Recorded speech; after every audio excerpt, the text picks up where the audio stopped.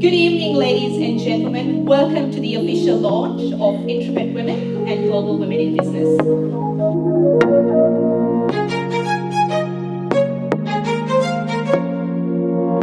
We acknowledge that we are on traditional land of the Kulin Nation and offer our respect to their elders past and present.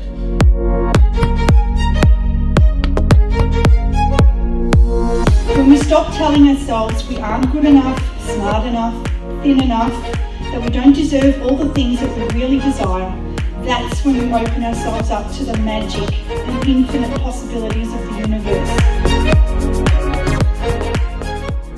So I get the very, very exciting job to introduce all of our authors to you. Please put your hands together and welcome Fiona Patton, MP. Celebrating the wonderful women in our community. I have been inspired by what I've read in this book. I've been inspired by just seeing women have a go. Australia's discrimination laws, whilst so very necessary, in reality make it extremely difficult for employers and employees to have open, healthy discussions about someone's needs during a mental health crisis.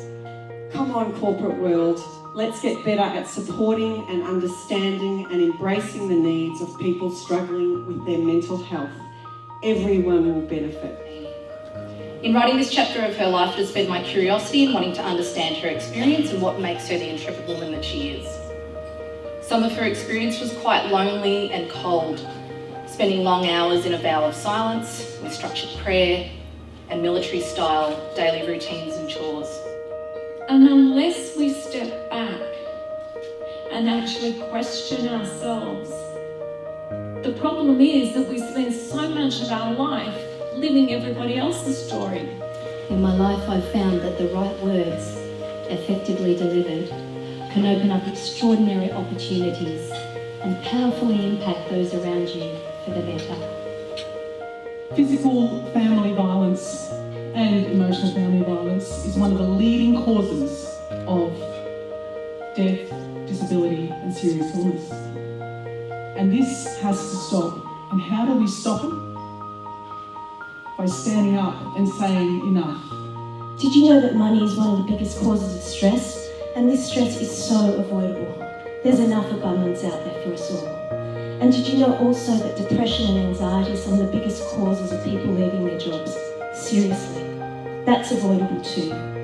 The purpose of telling my story, speaking my truth, and being vulnerable is in an effort to continue to help break the stigma surrounding mental illness. I continue to allow my truth to be that I was weak because I lived with daily anxiety, and every perceived failure in my life was a product of my inability to manage and get over that anxiety.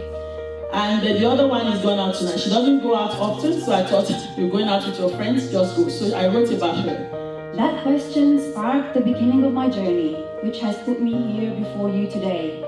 This question, together with all the research, reading, inquiries I made, I came to the single most important realization of my journey. You choose your life.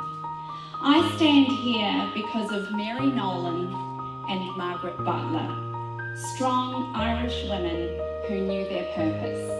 I believe if we laugh more, we are more joyful. If we're more joyful, we're more happy. And at the end of the day, people like to do business with happy people, don't they? One action, one story that changed a young woman's life.